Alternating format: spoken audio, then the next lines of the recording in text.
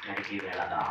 ఏ పని చేసినా అక్కడికి వెళ్ళినప్పుడు ఆనంద నిలయ వేదాంత హృదయ అని ఒక ఆనందమయంలోకి వెళ్తాం, బ్రహ్మస్థితిలోకి వెళ్తాం.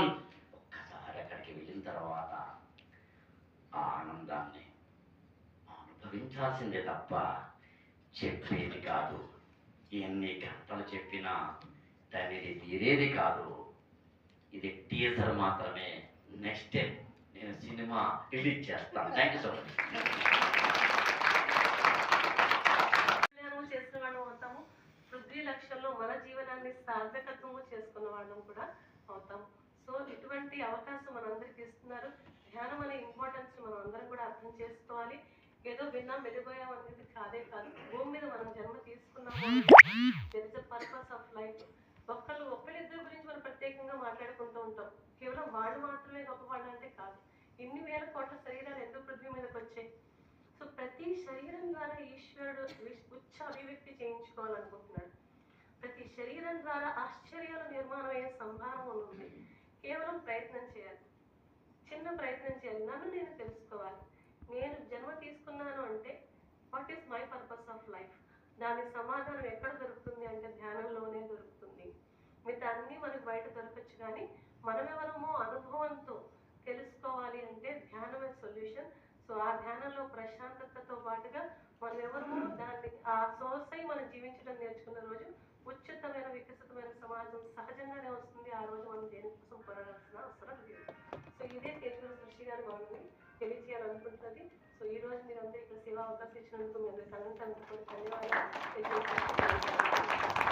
మొబైల్ తీసుకోం, స్టార్ట్ చేస్తున్నాం. ఏదో మెసేజ్ చూడడానికి వెళ్ళాము, ఏదో సౌండ్ వచ్చింది, అక్కడి నుంచి ఒక వీడియో అన్నాము, ఇంకోటి అన్నాం, అలా కంటిన్యూస్గా స్టార్ట్ చేస్తూనే చూస్తున్నాం. 10 నిమిషాలు అనుకుంటాం, అరగంట అంటాం, గంట అంటాం. ఎంతసేపు చూసామో కూడా తెలియదు. మరి మొబైల్ చూడడం తప్పనటం లేదు, కానీ ఎండ్ ఆఫ్ ద డే మిమ్మల్ని మీరు ప్రశ్నేసుకోండి. ఎండ్ ఆఫ్ ద డే రాత్రికి మనల్ని మనం ప్రశ్నేసుకొని చూడండి, నేను ఏం నేర్చుకున్నాను? పొద్దున్న నుంచి రాత్రి వరకు మనం చూసిన ప్రతిదీ కూడా ఏంటి? Collection of information. మరి ఆ కలెక్షన్ ఆఫ్ ఇన్ఫర్మేషన్ నుండి నేను ఏం ప్రాప్తించుకున్నాను, నేను ఏం నేర్చుకున్నాను, what information I have taken, ఏం నాలెడ్జ్ వచ్చిందంటే ఏమైనా గుర్తుంటుందా? గుర్తుండదు. ఎందుకు గుర్తుండదు? మనం ప్రవాహంలో కొట్టుకుపోతున్నాము. జస్ట్ ఫోకస్ లేదు, డీఫోకస్డ్గా ఉన్నాం, కంటిన్యూస్గా రెఫర్ చేస్తున్నాం. ఎందుకు చూస్తున్నామో తెలియటం లేదు, కాబట్టి మనకు గుర్తుండటం లేదు.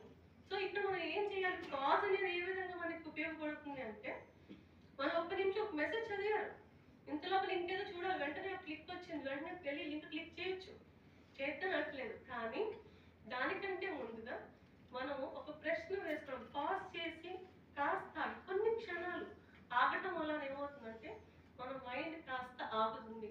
ఈరోజు మనకు తెలియకుండానే మన సబ్ కాన్షియస్ మైండ్ పాజ్ అనే ప్రోగ్రామ్ కరెక్ట్ అయిపోయింది. కాబట్టి కంటిన్యూస్గా ఏం చేస్తున్నామో తెలియటం లేదు, అన్కాన్షియస్గా మనం బిహేవ్ చేస్తున్నాం. సో ఆ ప్రోగ్రామ్ని మనం రీక్రియేట్ చేయాలి అంటే కాస్త ఆగడం అనే కళని మనం నేర్చుకోవాలి. ఆ కాస్త ఆగడం అంటే ఏంటి? మెసేజ్ చదివాను, ఓకే, నెక్స్ట్ దానిలోకి వెళ్ళేదానికంటే ముందుగా నేను ఏం చేయొచ్చు? అక్కడ ఆగగలిగితే కొన్ని క్షణాలు ఆగి ప్రశ్న వేసుకోండి, ఈ మెసేజ్ ద్వారా నేను ఏం నేర్చుకున్నాను, what is the take away? ఈ మెసేజ్ ద్వారా నేను ఏం నేర్చుకున్నాను, టేక్ అవే ఏంటి అని అర్థం చేసుకొని ఆ తర్వాత is this important to my goal, నా లక్ష్యానికి ఇది ఏ విధంగా ఉపయోగపడుతుందో అని ప్రశ్న వేసుకుంటే ఏమవుతుంది? మనము ఏదైతే టైం ఇన్వెస్ట్ చేస్తున్నామో ఈ కంటిన్యూస్ సర్ఫింగ్లో, అది మన గోల్కి ఉపయోగపడే విషయంలో యూజ్ చేసుకోవచ్చు. సో ఆ అవేర్నెస్ క్రియేట్ అవుతుంది. మనం ఒక మాట అనేసిన తర్వాత మాట తీసుకోగలుగుతాము, కానీ కాస్త ఆగి మనం మాట్లాడితే కాస్త ఆగి ఆలోచించి రైట్ రెస్పాన్స్ ఇస్తే అప్పుడు ఎలాంటి పరివర్తన ఉంటుంది? కమ్యూనికేషన్ సక్రమంగా, రిలేషన్స్ బాగుంటాయి, స్ట్రాంగ్ బాండింగ్ క్రియేట్ అవుతూ ఉంటుంది, అవునా కదా? సో ఎక్కడైనా సరే, అది ఫైనాన్షియలీ కానివ్వండి, రిలేషన్షిప్లో కానివ్వండి, ఎక్కడైనా సరే మనం కాస్త ఆగి ఆలోచించి రెస్పాన్స్ ఇచ్చినా, కాస్త ఆగి ఆలోచించి నిర్ణయాలు తీసుకున్నా దాని ఫలితం వేరేలాగా ఉంటుంది. సో అది మనం అర్థం చేసుకోవాలి. సో పాజ్ ఆ విధంగా మనకి హెల్ప్ చేస్తుంది.